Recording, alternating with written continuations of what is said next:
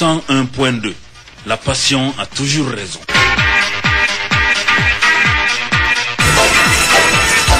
Radio Tédou, le journal, avec Sotelma Malitaire.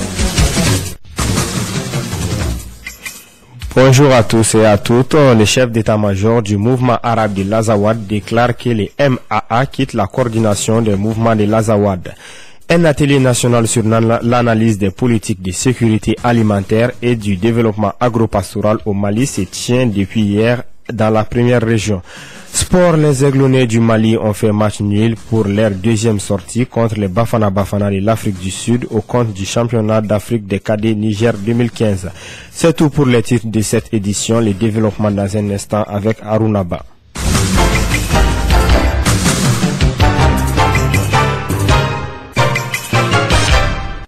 Réunis à Alger pour un nouveau round de négociations de paix, le gouvernement malien et 6 groupes armés du nord du Mali ont signé hier jeudi sous les égides de l'Algérie et de l'ONU un accord prévoyant la cessation immédiate de toute forme de violence et tout acte aux propos provocateurs. Selon le ministre algérien des Affaires étrangères, Ramtan Lamamra, dont le pays est le chef de file de la médiation internationale sur la crise au Mali, la signature de ces documents vise à créer sur le terrain un climat et un état d'esprit propre à favoriser le progrès des négociations afin d'aboutir à un accord de paix global. Toujours par rapport à la crise malienne, le chef d'état-major du mouvement arabe de l'Azawad, non moins chef du service de renseignement de la coordination des mouvements de l'Azawad, déclare que les MAA quittent la coordination des mouvements de l'Azawad. Idriss Ali Ould Amaha est actuellement à Bamako. Il doit se rendre à Alger pour faire une déclaration au nom de son groupe qui veut désormais se défendre au Mali, mais pas avec les armes. C'est un sondage qui va faire parler au Mali. Plus de la moitié des Bamakois se disent déçus de la gestion du Mali par le président Ibrahim Boubacar Keïta. L'Institut des sondages Guissé traite également de la cote de popularité du chef de file de l'opposition malienne, de l'opinion des populations sur le passage de Moussa Mara à la primature ou de la personnalité du nouveau Premier ministre. L'enquête a été menée auprès d'un échantillonnage de 1500 personnes dans les districts de Bamako. Les explications de Mahamadou Khan. Près de 19 mois après son arrivée au pouvoir, 53,7% de la population bamakoise se disent insatisfaits du début des mandats du chef de l'État Ibrahim Boubacar Keïta. Insatisfaits certes, mais les habitants de la capitale malienne gardent tout de même, d'après les derniers sondages de l'Institut Guissé, une bonne image du locataire du palais de Koulouba. S'agissant du patron de l'opposition malienne, 38,6% des sondés ont une opinion favorable contre 56,4% qui ont une opinion négative de Soumaïla Cissé. Quant à l'ancien premier ministre Moussa Mara, il recueille 84,5% d'opinions favorables près des Bamakois. Ils sont 15,2% à estimer qu'il n'a pas bien fait son travail lors de son passage à la primature. Concernant le tout nouveau premier ministre Modibo Keïta, environ 34,3% disent ne pas connaître l'homme afin d'apporter un jugement. 38,8% ont une opinion favorable et 27% ont une opinion négative de Modibo Keïta qui a occupé les plus hautes fonctions au sommet de l'État malien. Cette deuxième contribution de l'étude est issue de l'enquête menée les 30 janvier et 1er février 2015 par l'Institut de sondage Guissé dans les districts de Bamako. La première étude portait sur l'opinion des Bamakois sur l'affaire Charlie Hebdo et les caricatures du prophète de l'islam, Mohamed, paix et salut sur lui. Merci Mahamadou Khan. L'émergence de l'Afrique à l'horizon 2035, défis et opportunités, tel est le thème de la 15e édition du Forum de Bamako. Plus de 300 participants venus des 4 coins du monde prennent part à cette rencontre annuelle de Bamako, organisée par la Fondation Forum de Bamako. À l'ouverture des travaux, plusieurs thèmes ont été abordés par les différents intervenants, dont voici certains extraits recueillis par Kassim Traoré. L'ambition est de faire du forum un creuset d'idées novatrices et ambitieuses pour le développement de l'Afrique. La 15e édition s'inscrit pleinement dans cette vocation du forum. Je formule donc le vœu qu'à l'issue de nos débats de ces 3 jours puissent émerger des propositions d'action concrètes pour que la croissance tant vantée de l'Afrique, qui demeure hélas virtuelle pour nombre d'Africains, devienne enfin une vraie croissance par de Bercy, l'Agence française de développement investira 20 milliards d'euros sur 5 ans en Afrique, ce qui représente pour le contribuable français un effort important. Ces fonds serviront non seulement aux projets, je dirais, classiques de développement, mais aussi serviront à appuyer ce qui semble essentiel, à appuyer le secteur privé. La croissance viendra du secteur. Notre souhait est que chaque pays africain parvienne à renforcer sa coopération sous-régionale et multilatérale pour une paix globale et compréhensive. Ceci pour que d'ici l'an 2035, l'Afrique soit dotée de pays paisibles, forts et capables de gérer pleinement les ressources humaines. Mais ce n'est pas la coopération internationale qui va changer le pays. C'est seulement l'effort national. Nous pouvons nous attendre à des changements tout aussi profonds pour les 20 années à venir. Nous pouvons influencer, planifier certains de ces changements. Il est donc essentiel de définir notre vision pour le Mali de 2035 afin que nous puissions au mieux prendre les décisions aujourd'hui qui influencent le Mali de demain. En réalité, nous savons tous, demain commence aujourd'hui. On n'a pas de temps à perdre.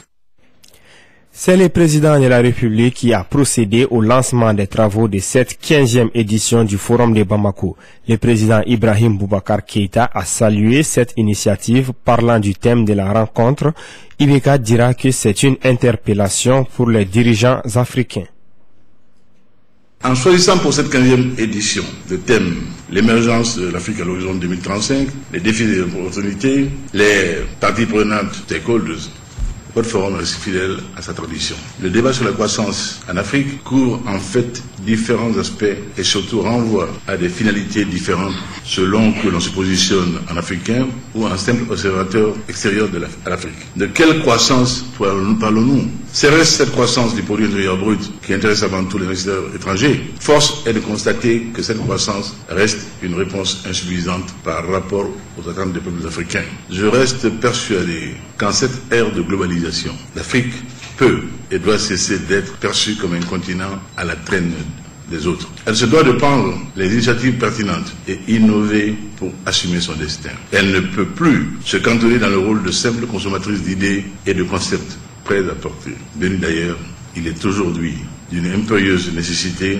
pour l'Afrique de s'investir de manière résolue à relever le défi de développement. L'Afrique doit se positionner comme génératrice d'idées sur son présent et son histoire, sur ses riches et diverses cultures, sur ses politiques de développement, bref, sur le vécu de ses populations et sur les directions les plus aptes à assurer. C'était le président Ibrahim Boubacar Keïta lors de la 15e édition du Forum de Bamako.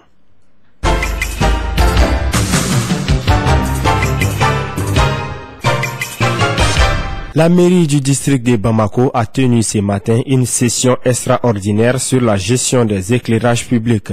Selon Adama Sangaré, les redevances payées par les populations pour les éclairages publics sont gérées de façon unilatérale par l'EDM SA.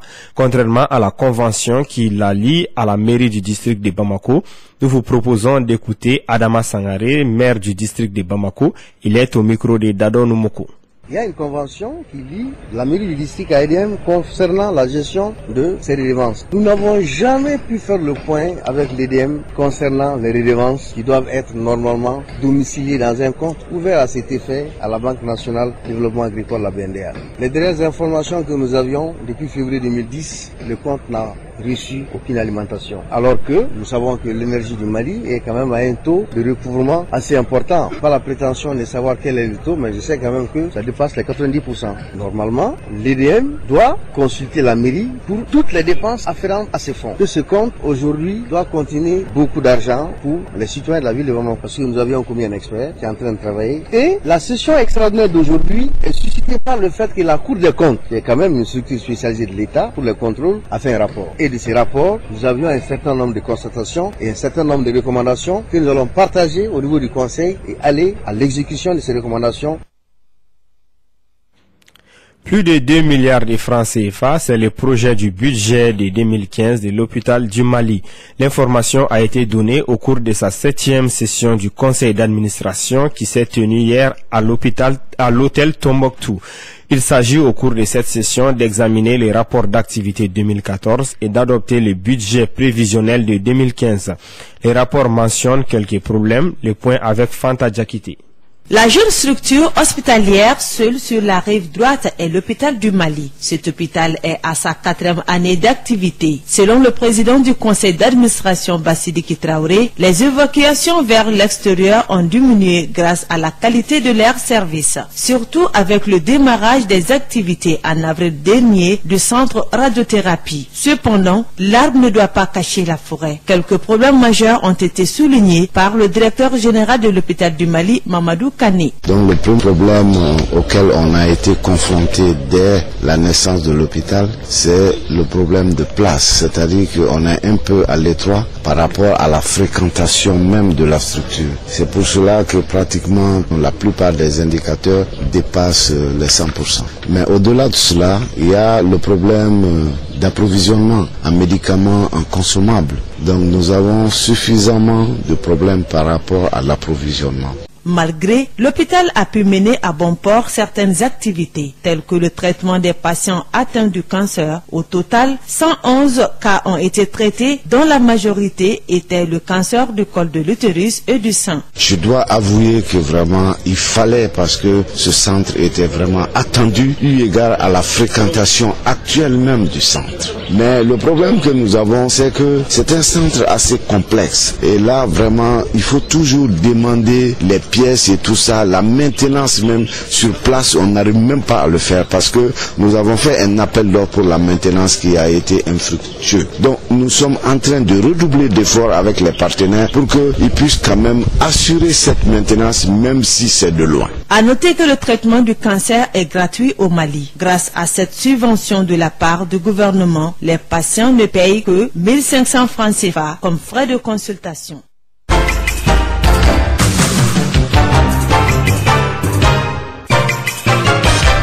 Un atelier national sur l'analyse des politiques de sécurité alimentaire et du développement agropastoral au Mali a été ouvert ce jeudi 19 février 2015 dans la première région. Cet atelier, qui durera 3 jours, s'inscrit dans le cadre du projet des activités pour l'émergence d'un dialogue politique concerté sur la sécurité alimentaire dans les territoires transfrontaliers du Mali, Sénégal, Mauritanie, Niger et le Burkina Faso, connu sous le sigle de Diapoko.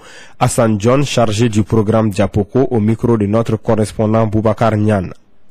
Donc cet atelier réunit une 50aine de personnes avec des acteurs très diversifiés. On a les OP, on a les autorités administratives, les services techniques, les élus, les partenaires au développement, notamment avec le CCFD qui cofinance cette activité. Donc au bout de ces 3 jours, il y aura des échanges pluri-acteurs autour des questions sur l'analyse de la politique de sécurité alimentaire. Et donc, ça va permettre aux différents acteurs présents de comprendre quelles sont les notions de politique de sécurité alimentaire, mais aussi les déterminants de la sécurité alimentaire. On va analyser de long en large les différentes politiques que le Mali a menées avant l'indépendance jusqu'à nos jours pour voir quel impact ça a pu avoir sur l'agriculture familiale. Parce qu'il faut le dire que nous consommons 80% des produits que nous consommons viennent de l'agriculture familiale, d'où son importance dans l'atteinte de la sécurité alimentaire. C'était Hassan John, chargé du programme Diapoko, au micro de notre correspondant depuis Kaï, Boubacar Niane. La première édition de Bamako Fashion Week, qui se tient depuis mercredi à l'hôtel Salam de Bamako, prendra fin demain. Bamako Fashion Week est un rendez-vous qui se veut une vitrine de la promotion de la valorisation de la culture malienne à travers la mode. Organisé par l'Alliance des couturiers et créateurs des modes du Mali, ACCM, les défilés de mode, des expositions ainsi que des présentations des créateurs et des découvertes de nouveaux talents sont entre autres les activités de cette rencontre de mode. Suivons ce reportage signé Mariam Kouyati.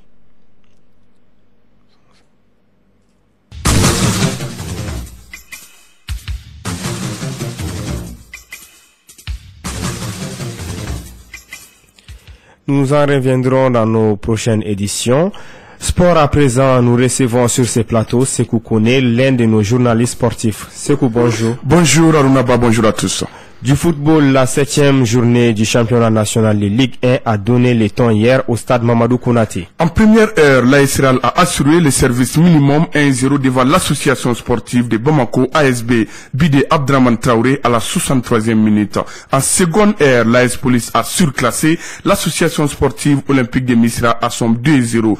Ousmane Diarra à la 7e et Moussa Diarra à la 35e minute ont marqué pour les policiers qui signent leur deuxième victoire cette saison en championnat après celle de la 3e journée gagnée 2-0 au détriment de l'AS Niana de Koulikoro. La journée se poursuit cet après-midi avec 3 rencontres. Au stade Mamadou Diarra H de Koulikoro, le CS du Koulovla 10e accueille l'USFAS 9e. Au stade Amarindao de Ségou, le choc de la journée oppose l'AS Bakaridian 2e et le leader, le club olympique de Bamako, COB. Ici à Bamako, au stade Mamadou Konaté, à 16h30, les Mamaïra ACD Kati 11e se mesure au 11 créateurs de Nyarela 6e. Demain samedi à Koulikoro, la S Niana 4e est l'hôte de l'Avenir Club de Tombouctou 15e. Ici au stade Mamadou Konaté, à 16h30, les Djouliba Athletic Club 8e affrontent les Sabana ACD Mopti, la Lanterne Rouge. La journée prend fin le dimanche au stade Modibo Keïta avec la rencontre Centre Salif Keïta 5e, stade malien de Bamako 3e. Tour au championnat d'Afrique cadet Niger 2015, les Aiglonnés du Mali devront attendre la 3e journée le dimanche pour chercher leur qualification pour les demi-finales. Tout à fait, Arunaba. Hier, au compte de la 2e journée du groupe B, au stade municipal de Niamey, les Aiglonnés du Mali ont été accrochés de but partout par leurs homologues de l'Afrique du Sud après avoir mené 2-0 dans la partie. Les buts maliens sont signés Sidiki Maïga et Boubacar Traoré. Le 3 rencontres du groupe a vu la victoire 2-1 de la Côte d'Ivoire sur le Cameroun. Le Mali reste en tête du groupe avec 4 points plus 2 devant la Côte d'Ivoire 4 points plus 1. Les deux équipes se croisent ce dimanche au compte de la 3e journée pour déterminer les leaders du groupe. Dans le même temps, l'Afrique du Sud 3e avec 2 points joue contre le Cameroun 0 points et déjà éliminé. Repos ce vendredi, la 3e journée démarre demain samedi dans le groupe A à 15h30 au stade général Séni Kounché. Le Niger joue contre la Guinée-Conakry. Dans le même temps, le Nigeria croise les fers avec la Zambie. Ce sera au stade municipal de Niamey. À noter que les 4 demi-finalistes représenteront le continent au championnat du monde de la catégorie prévu du 17 octobre au 8 novembre prochain au Chili. Par ailleurs, sur le continent, on joue ce week-end les matchs allés des éliminatoires des Jeux africains Congo 2015. Ceci dit, en football, les Aiglons du Mali affrontent demain samedi le Gabon. Les matchs se jouent au stade Modibo Keïta, coup d'envoi 16h30. Bonne chance à notre équipe nationale féminine de football. À noter que les Jeux africains se dérouleront à Brazzaville au Congo du 18 au 31 juillet prochain. Et puis la finale de la Super Coupe de la Confédération africaine de football CAF édition 2015 se joue demain samedi au stade Moustapha Tchaker de Blida. Elle oppose l'Entente Sétif d'Algérie, vainqueur de la Ligue des Champions, et le National Al Ali d'Égypte, détenteur de la Coupe de la Confédération. Coup d'envoi 15h temps universel. Les baskets pour terminer, les Aigles du Mali affrontent demain les Lions du Sénégal. C'est dans le cadre des éliminatoires de l'Afro-Basket Tunisie 2015.